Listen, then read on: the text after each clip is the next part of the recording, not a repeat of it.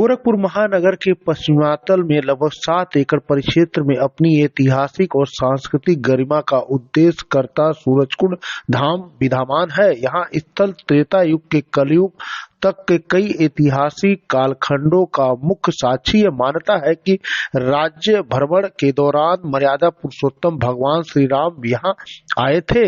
इसी स्थल पर भगवान श्री राम विराजमान किया था। यहाँ 7 कुंडों वाला सरोवर में स्नान करने के पश्चात पिंड स्थापित कर भगवान सूर्योदय की उपासना की थी। कहा जाता है कि भगवान सूर्य प्रकट हुए और श्री राम ने उन्हें दीपदान किया था, तभी से इन्हें सूरजकुंड धाम के नाम से जाना जाता है। कहा जाता है कि त्रेता युग में भगवान श्री राम के सूर्यवंशों द्वारा सूर्य कुंड की स्थापना की गई। यमुनोत्री, हरियाणा, दिल्ली, बिहार, अयोध्या और बहराइच समेत भारत के 26 सूर्य कुंडों में यह एक गोरखपुर का सूरजकुंड है। यह त्रेता युग में अचिरावती राप्ती नदी के किनारे में स्थित था। आइए जानते हैं मंदिर के पुजारी यह धाम का अंतिम पड़ाव क्षेत्र के संयोजक उनके अयोध्या में आता था। अपनी नगरी को देखते हुए सबको देखते हुए भगवान श्री राम यहाँ पर आए थे। यहाँ पर उन्होंने रात्रि विश्राम किया था। यह कुंड 7 कुंडों का है। यह जो सूर्य कुंड है और इसमें भगवान श्री राम प्रातः काल स्नान करके भगवान सूर्य का पिंड बना करके उनकी स्थापन करके सुबह भगवान सूर्य भगवान का पूजन किया था। अच्छा जी। अब प्रभु श्री राम नए मंदिर में विराजमान हो रहे हैं तो कितनी खुशी है, और आपको क्या लगता है कि गोरखपुर वालों को कितनी खुशी होगी? खुशी के विषय में तो सिर्फ सनातन धर्म ही नहीं, सभी धर्म के लोग बहुत ही प्रसन्न है। और पुनः सभी धर्म के लोग और जगहों पे दिवाली के समय जो है सभी सनातन धर्म के ही लोग दीपोत्सव मनाते हैं, लेकिन एक ऐसा समय आया है कि इस समय जो है सभी धर्मों के लोग अपने अपने स्तर से हर जगह जो है दीपोत्सव का कार्यक्रम कर रहे हैं। आपके सूर्य तीर्थ स्थल पे ही हर धर्म के लोग और हर तरह के लोग अपने अपने स्तर से, अभी आप जैसा कि देख रहे हैं अखंड रामायण रामचरितमानस का पाठ आपके लक्ष्मी नारायण मंदिर में स्थापित होने जा रहा है। श्री राम कथा का आयोजन, 7 दिवसीय श्री राम कथा का आयोजन आपके सूर्यकुंड पे चल रहा है। 11,000 दीपोत्सव का आज आयोजन है, कल 21,000 दीपोत्सव का आयोजन है। इस तरह से सभी लोग अपने अपने स्तर से पूरा देश लगा हुआ है। आपका नाम? और कई ऐतिहासिक कालखंडों का यह स्थल मूक साक्षी है। यमुनोत्री, हरियाणा, दिल्ली, बिहार और बहराइच समेत भारत के 26 ऐतिहासिक और पौराणिक सूर्यकुंडों की कड़ी में प्रमुख स्थान रखने वाले इस सूर्यकुंड धाम के संबंध में ऐतिहासिक तथ्यों और जनश्रुतियों के अनुसार ये मान्यता है कि त्रेता युग में राज्यारोहण के दौरान मर्यादा पुरुषोत्तम भगवान श्री राम ने उस समय इस इलाके का नाम वाल्मीकि रामायण के अनुसार कारुपत था, तो यही विश्राम किया था।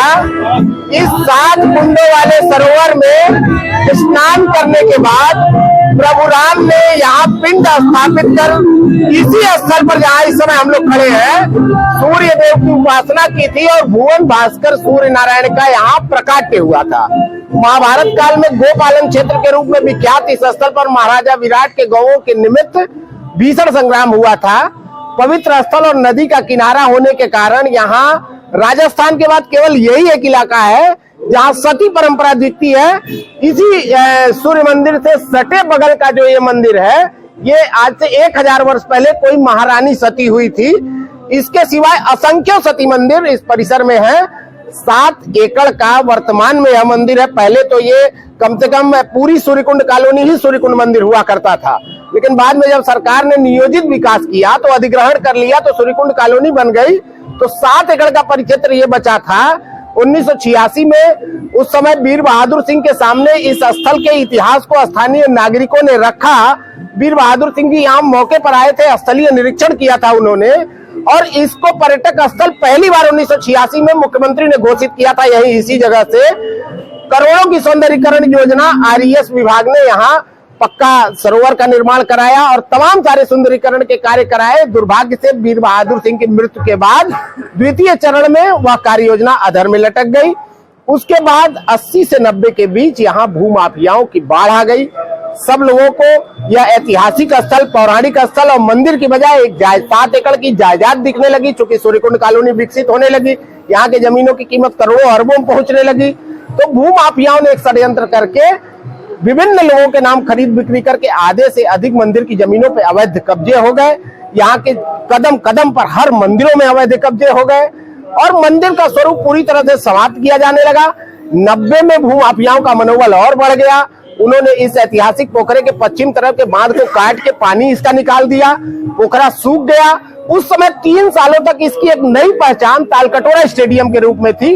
यहाँ क्रिकेट और बैडमिंटन के जनपद स्तरीय और राज्य स्तरीय मैच हुआ करते थे। इस पोखरे में सोडियम लाइटें लगा करती थी और सीढ़ियों पर लोग स्टेडियम की तरह बैठा करते थे। तो इस दुर्दशाग्रस्त स्थिति में हमारी भी टीम थी बैट बॉल की। हम लोग 13-14 साल के लड़के थे।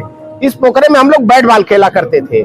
भूमाफिया एक कदम और आगे बढ़े तो उन लोगों ने हमारे क्रिकेट को बंद करा दिया और हर तरीके का बंद करा दिया और इसको पाटने का प्लान शुरू कर दिया, मट्टी गिराने की प्रक्रिया। तो जब क्रिकेट हम लोग का बंद हुआ तो हम लोग बौखलाए, कुछ जगहों पर लोगों से संपर्क किए तो लोगों ने बताया अरे वहां तो स्टेडियम ही गलत था, वहां खेल का मैदान ही गलत था, वो तो ऐतिहासिक पोखरा है भगवान राम ने। वहां से हम लोग की धार्मिक भावनाएं जागी, समझदारी बढ़ी। लक्ष्मी शंकर खरे जी के पास गए जो भारतीय जनता पार्टी और जनसंघ के संस्थापकों में से एक थे। उन्होंने अरविंद चौरसिया जी जो उस समय क्षेत्र के पार्षद थे, अपने भाई उमाशंकर खरे को हम लोग के साथ लगाया। सूर्यकुंड आश्रम संघर्ष समिति बनाई गई, सूर्यकुंड धाम विकास समिति बनी 1993 में और पहली मुहिम सूर्यकुंड पोखरा बचाओ अभियान शुरू किया गया। इस पोखरे में जल भराव कराया गया। अरविंद चौरसिया जी ने इसमें मछली डलवाई। इस दौरान अरविंद चौरसिया जी ने भी 50 लाख का सौंदर्यीकरण कार्य अपने पार्षद की निधि से और अपने पद प्रभाव से यहाँ पर कराया। वर्ष 2000 में हम लोग इसी स्थल पर, यही जगह है सूर्य नारायण के सामने, अमरण अनशन पर बैठे थे। जिलाधिकारी उस समय थे राजन शुक्ल जी। राजन शुक्ल जी ने संवेदनशीलता का परिचय देते हुए 3 दिन अमरण अनशन का हो गया था, तीसरा दिन हो गया था मेरे अनशन का। राजन शुक्ला जी यहाँ पहुंचे अधिकारियों के अमले के साथ, यहीं बैठ के उन्होंने मीटिंग की, अनशन तोड़वाया और एसडीएम सदर और एडीएमई की संयुक्त जांच कमेटी गठित की। पूरे मंदिर परिसर का सीमांकन हुआ। उसके बाद जितने फर्जी नामांतरण दर्ज हुए थे वो सारे नामांतरण खारिज किए गए, निरस्त किए गए। सिटी मजिस्ट्रेट को जिलाधिकारी राजन शुक्ल ने इस मंदिर और परिसर की समुचित व्यवस्था का नोडल अफसर नामित किया, परंतु दुर्भाग्य से अभी अवैध कब्जा हट पाता, उद्धार हो पाता तब तक उनका स्थानांतरण हो गया। सारी कार्य योजना अधर में लटक गई। संघर्ष, हम लोग का धरना प्रदर्शन, आंदोलन, सड़क जाम, रेल चक्का जाम, ये सब लगातार चलता रहा। कई मुकदमे दर्ज हुए, कई बार जेल जाना पड़ा, कई तरह की यातनाएं, यहाँ जान के खतरे, क्योंकि भूमाफियाओं के कई बार हम लोग को मारने की कोशिश हुई। एक बार तो अरविंद चौरसिया पे गोली भी चली और भी बहुत तरह के प्रयास हुए धमकाने के कि किसी तरह से हम लोग इस लड़ाई से हट जाए, लेकिन भगवान सूर्य नारायण की कृपा से हम लोग अनवरत लगे रहे। वर्ष 2007 के लास्ट में एक बार यहाँ मछलियों की मौत हुई। मछलियों की मौत की गूंज मीडिया के माध्यम से अगले 1 घंटे में उत्तर प्रदेश की तत्कालीन मुख्यमंत्री बहन मायावती के कानों तक पहुंची। बहन मायावती ने यहाँ अपना प्रतिनिधि बनाकर तत्कालीन धार्मिक कार्य मंत्री राजेश त्रिपाठी को भेजा। वो यहाँ सुबह 9, साढ़े 9 बजे मौके पर आए। उन्होंने प्रशासन को हड़काया और जांच कमेटी गठित कराई। उसके बाद पुनः एक बार सारे अवैध कब्जे चिन्हित हुए, इन सबको नोटिस जारी हुई और फिर एक बार सुंदरीकरण का प्रोसेस चालू हो गया। लेकिन दुर्भाग्य से वो प्रक्रिया भी किन्हीं कारणों से अधूरी है। जब गोरक्षपीठ के उत्तराधिकारी हुए उसके पहले हम लोग यहाँ संघर्ष पूज्य अवैधनाथ जी महाराज के मार्गनिर्देशन में कर रहे थे। राम मंदिर आंदोलन से भी हम लोग जुड़े थे। 90 से 92 के बीच कई बार हम लोग को जेल जाना पड़ा, कई बार मुकदमे दर्ज हुए। 6 दिसंबर 1992 के बाद भी हम लोग सरकारी दमन चक्र के शिकार हुए थे। बाद में पूज्य योगी आदित्यनाथ जी महाराज ने यहाँ की कमान संभाली। यहाँ दीपदान समेत हम लोग के विभिन्न कार्यक्रमों में मुख्य अतिथि बनकर आते रहे। हम लोग उनके सामने अनुरोध करते रहे, महाराज जी कहते रहे लगे रहो, सही वक्त आएगा, इसका उद्धार हो जाएगा। वो वक्त आया। 2017 में पूज्य महाराज जी मुख्यमंत्री बने, उनके समक्ष हम लोगों ने रखा। उन्होंने निर्देशित किया मुख्य सचिव पर्यटन को, प्रस्ताव बना 2 करोड़ 60 लाख का, पहले चरण में इस पोखरे का और इस पूरे परिसर का उद्धार होना था। तो उसके अनुसार कार्य हुआ।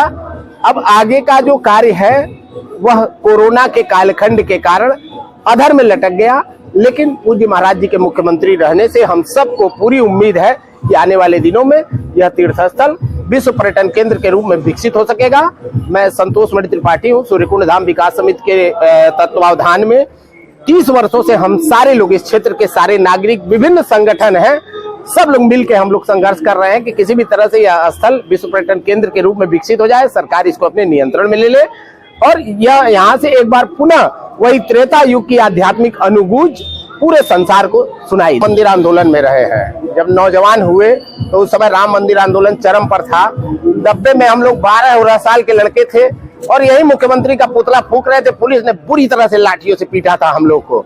उसके बाद फिर हम लोग इस आंदोलन में निकल लिए थे। 90 से 92 तक राम मंदिर आंदोलन में हम लोग एक गंभीर भूमिका में थे। 18 नवंबर यानी 6 दिसंबर को अयोध्या का ढांचा ध्वंस हुआ। 18 नवंबर 1992 को हम लोग अयोध्या के विवादित ढांचा परिसर में चूनाकली करते हुए गिरफ्तार हुए थे। राम जन्मभूमि थाने में 250 लोग हम लोग गिरफ्तार हुए। रामचंद्र दास परमहंस जी के बार कहने के बाद भी जो दिगंबर अखाड़ा के महंत थे वो डीएम छोड़ने को तैयार नहीं थे, एसएसपी छोड़ने को तैयार नहीं थे। 3 बजे रात में रामचंद्र दास परमहंस ने जिलाधिकारी को आंदोलन की धमकी दे दी, तब जाके 3:30 पौने 4 बजे रात में वहां से हम लोग को छोड़ा गया। हम लोग यहाँ आए, 6 दिसंबर 92 का ढांचा ध्वंस हुआ। उसके बाद 13 दिसंबर 1992 को सरकार का जो दमन चक्र चला उसमें भी हम सबकी गिरफ्तारियां हुई, जेल जाना पड़ा। उस समय ओम प्रकाश पासवान जी, पूज्य अवैधनाथ जी महाराज के मार्गनिर्देशन में हम सबकी उन्होंने बहुत मदद किया और जेल से हम लोग को मुक्त कराया। मुकदमे अभी भी हम सब पर चल रहे हैं। तो ये हम सब के लिए तो मतलब बताने के लिए हमारे पास शब्द नहीं है, निशब्द हूं मैं इस स्थिति को देख के, क्योंकि ये हम लोग का जीवन का सबसे बड़ा सपना था जो अगले 22 तारीख को पूरा होने जा रहा है। सूर्यकुंड धाम विकास समिति ने यहाँ 7 दिनों का गोरखपुर में 2 जगह अनुष्ठान हो रहे हैं, गोरखनाथ मंदिर में और एक सूरजकुंड धाम में 7 दिवसीय आध्यात्मिक अनुष्ठान चल रहा है, जहाँ प्रातः काल वेदी पूजन होता है, सुंदरकांड होता है प्रतिदिन, रामायण पाठ होता है प्रतिदिन, 3 बजे से यज्ञ होता है, शाम को 6 बजे से श्री राम कथा होती है। 23 तारीख को इसका समापन है और धीरे धीरे अन्य संस्थाओं का भी आह्वान किया गया है। विभिन्न संस्थाएं यहाँ आ रही हैं, कुछ ना कुछ कर रही हैं। कल 22 तारीख है, कल हम लोग इस पूरे इलाके में महादीपावली मनाने के लिए कार्य कर रहे हैं। उस दिशा में सारे संगठनों को प्रोत्साहित किया जा रहा है। एक एक घर जाके जनसंपर्क करके लोगों को प्रोत्साहित किया जा रहा है कि अपने घरों पर दीप जलाएं, अपने सड़कों पर दीप जलाएं, अपने पार्कों में दीप जलाएं, अगल बगल के मंदिरों पर जलाएं। सूरजकुंड धाम एक बड़ी जगह है, भगवान राम से जुड़ी हुई, यहाँ दीप जलाएं। तो कल महादीपावली है और परसों हमारे इस सूर्यकुंड धाम में कार्यक्रम का समापन होगा। कल बहुत सारे संगठन यहाँ 50 संगठन है जो आएंगे और भव्य दीपोत्सव का आयोजन होगा।